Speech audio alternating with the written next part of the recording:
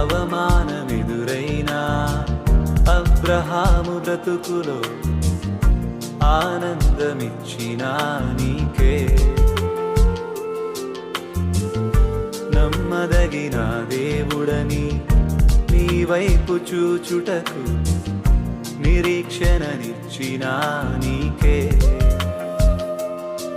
కోల్పోలేదయ్యా జీవితము నిన్నే చూడగా, జరిగిస్తావయ్యా కార్యములు ఆశ్చర్యరీతిగా.